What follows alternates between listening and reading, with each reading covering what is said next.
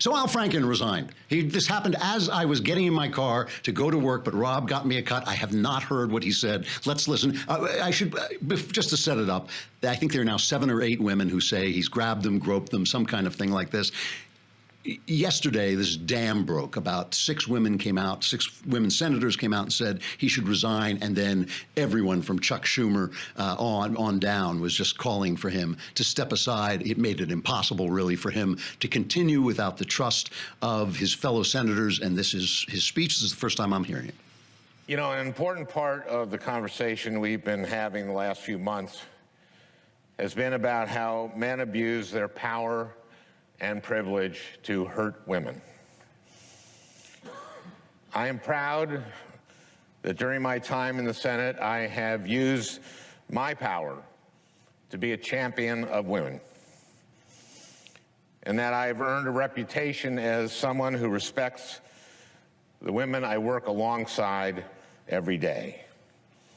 I know there's been a very different picture of me painted over the last few weeks, but I know who I really am.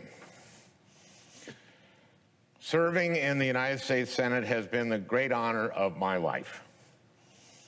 I know in my heart that nothing I have done as a senator, nothing, has brought this honor on this institution.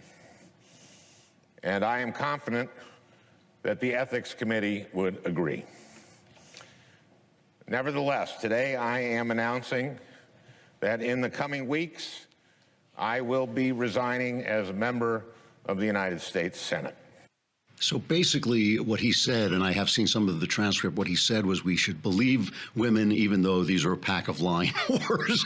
And so I mean, he didn't cop to anything except grabbing some butt. But you know, on the right, people are a little suspicious of this sudden turn to sexual morality on the left, and it just looks like a political thing. They didn't do it to Clinton. Nobody still they haven't thrown Bill Clinton under the bus. They're not going to lose a seat because the governor of Minnesota is going to appoint, and he's a Democrat.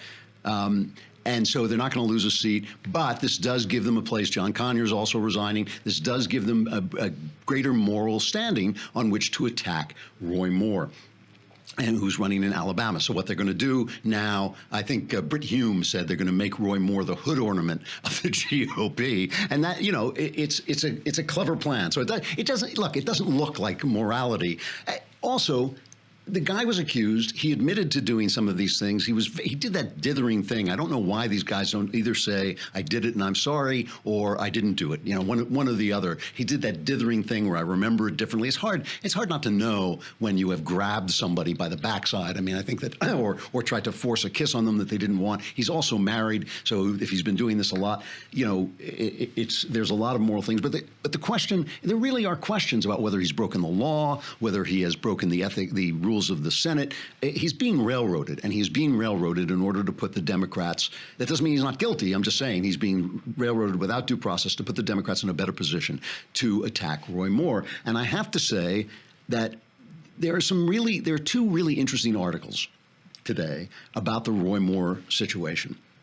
One of them is in the Wall Street Journal, where they say, you know, it's not hard to see what's going on here. They're attacking the Democrats. The Democrats are creating a Franken-Moore nightmare for Donald Trump. Monday brought Mr. Trump's Moore endorsement, followed by commitment of support from the Republican National Committee. The next day, Representative John Conyers stepped down from his House seat. So in other words, the fact that that Trump and the RNC did finally back Roy Moore put them in this vulnerable position. But Ann Coulter has written a brilliant, brilliant column, and I want to read part of this. She points out, and I think this is fair to say about Roy Moore. She says one of the accusers, the one who accused Moore of being violent with her, has been called a liar by her own stepson, who says he's voting for Moore, and another neglected to mention that Moore sent her brother to prison. In defense of one of Moore's accusers, Gloria Allred produced a yearbook allegedly signed by Moore, apparently in 2 different inks, and giving his title as DA. He was not the district attorney and didn't sign his name that way. Allred refuses to produce the yearbook for handwriting analysis. Contrary to what you have heard, and this is the point point that sticks with me. Contrary to what you have heard 1 million times a day on TV, there aren't multiple accusers. There are two, and that's including the one with the fishy yearbook inscription whose stepson says she's lying. The other accusers claim he dated them when they were 16 to 19 years old, and Moore was in his early 30s.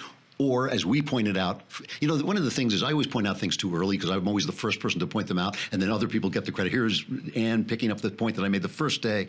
Moore was younger than Jerry Seinfeld was at 39 when he dated 17-year-old Shoshana Lonstein and got on the cover, I think it was People magazine or Us. Okay, she says that would also make Moore 15 years younger than Bill Clinton when he had a 22-year-old intern performing oral sex on him in the Oval Office. Moore's date accusers say he did nothing more than kiss them. So in other words, legal dating, 16 is the age of consent in Alabama, and it didn't get very far. It may be creepy, but it's not illegal, and maybe it's not for us to judge. This is Ann Coulter. The media throw the dating claims in with the molestation claims. I have made this point too, and she's absolutely right. The media throw the dating claims in with the molestation claims so they can keep howling about multiple accusers. In fact, only 2 women are alleging anything that, if true, would merit national attention. In other words, a guy runs for the Senate. You can say he shouldn't have dated young women, but it was legal. I mean, and he didn't attack them. He kissed them during a date. In September 2006, just before the midterm elections, the media released. Oh, so now she goes back in time, just to remind you of how the media behave. And this is the important point, because this is something I think we all forget from time to time, how very, very bad the media is. In September 2006, just before the midterm elections, the media released GOP Congressman Mark Foley's creepy emails to House pages. No physical contact was alleged. The corpus delicti was that Foley told pages, male pages, I believe it was, that they looked hot in their soccer shorts. The entire GOP was crucified by the media for not having discovered this pedophile in its midst.